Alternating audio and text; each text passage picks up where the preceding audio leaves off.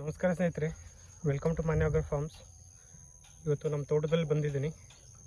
So ತೋಟದಲ್ಲಿ ಇವತ್ತು ಸಿಕ್ಕಾಪಟ್ಟೆ ಚೆನ್ನಾಗಿ ಒಳ್ಳೆ ಮಳೆ ಆಗಿದೆ, ತೇವ ಇದೆ. ಸೊ ಹಾಗಾಗಿ ಕೆಲವು ಗಿಡಗಳನ್ನು ನೆಡ್ತಾ ಇದ್ದೀನಿ ಇವತ್ತು. ಸೊ ಮೇಯ್ನಾಗಿ ಈ ವಿಡಿಯೋದಲ್ಲಿ ನೋಡ್ತಿರೋ ಗಿಡ ಬಂದು ಗ್ಲಿರಿಸಿಡಿಯಾ ಅಂತ ಹೇಳ್ತಾರೆ, ಕನ್ನಡದಲ್ಲಿ ಗೊಬ್ಬರ ಗಿಡ ಅಂತಾರೆ. ಸೊ ಈ ಕಡ್ಡಿ ಏನಿದೆ, ಈ ಕಡ್ಡಿಗಳನ್ನು ಕಟ್ ಮಾಡಿಕೊಂಡು ಸೊ ಎಲ್ಲೆಲ್ಲಿ ತೇವ ಇದೆಯೋ ಅಲ್ಲಿ ಜಸ್ಟ್ ಚುಚ್ಚಿಡ್ತೀನಿ ಅಷ್ಟೇ, ಅದೇ ಬೆಳ್ಕೊಳ್ಳುತ್ತೆ. ಸೊ ನಮ್ಮ ತೋಟದಲ್ಲಿ ಅಟ್ ಪ್ರಸ್ತುತ 2 ಗಿಡಗಳು ಅಷ್ಟೇ ಇದೆ. ಅಮೆಝಾನಲ್ಲಿ ಬೀಜ ತಂದು ಅದು ಪ್ಯಾಕೆಟ್ ಮಾಡಿ ಹಾಕಿದ್ದೆ. ಸೊ ಲಾಸ್ಟ್ ಬೇಸಿಗೆಯಲ್ಲಿ ಮಳೆ ಇಲ್ಲದೆ ಇರೋ ಕಾರಣದಿಂದ ತುಂಬ ಗಿಡಗಳು ಸತ್ತೋಯ್ತು. ಈ 2 ಗಿಡ ಉಳ್ಕೊಂಡಿದೆ. ಇಲ್ಲೊಂದಿದೆ ನೋಡಿ, ಇದೊಂದು, ಅಲ್ಲೊಂದು ಗಿಡ ಇದೆ, ಇದು. ಸೊ ಅದು ತೋರಿಸ್ತೀನಿ ನೋಡಿ. ಸಿಕ್ಕಾಪಟ್ಟೆ ಸತ್ತೆ ಇದೆ, ಹಾವುಗಳು ಇರುತ್ತೆ ನೋಡಿ. ಇಲ್ಲೊಂದು ಗ್ಲಿರಿಸಿಡಿಯಾ ಗಿಡ ಇದೆ ಇದು. ಸೊ ಇದನ್ನು ಕಡ್ಡಿಗಳನ್ನು ಕೊಯ್ಕೊಂಡು ನಾಟಿ ಮಾಡುತ್ತೀನಿ.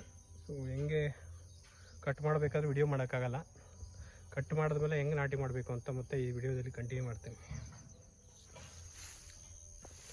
ಈ ಬನ್ನಿ, ಈ ಕಡ್ಡಿಗಳನ್ನು ಏನಿದೆ ಇದನ್ನು ಕಟ್ ಮಾಡ್ಕೊಳ್ಳೋಣ. ನಾನು ಆಕ್ಸೆಲ್ ಬ್ಲೇಡ್ ಅಷ್ಟೇ ಇದೆ, ಹುಡುಗೋನು ಮಚ್ಚು ಏನಿಲ್ಲ.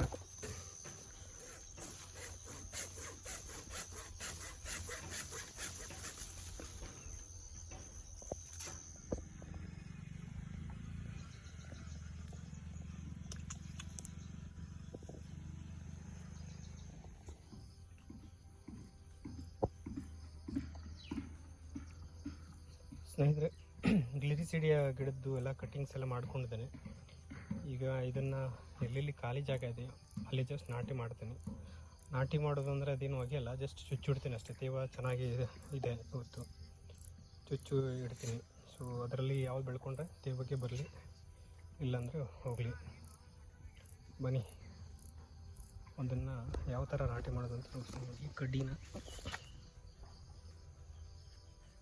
ಕಡ್ಡಿ ಇದನ್ನು ಸಪೋಸ್ ಇಲ್ಲಿ ನಾನು ನಾಟಿ ಮಾಡಬೇಕು. ತೇವದಲ್ಲಿ ಏನಿದೆ ಈ ಥರ ಚುಚ್ಚುಡಿದಷ್ಟೇ, ಚುಚ್ಚಿಟ್ಬಿಟ್ರೆ ಅದೇ ಬರುತ್ತೆ. ತೇವ ಯಥೇಚ್ಛವಾಗಿದೆ, ಹಾಗಾಗಿ ಚುಚ್ಚಿಟ್ರೆ ಅದೇ ಚಿಗುರ್ಕೊಳ್ಳೋದು.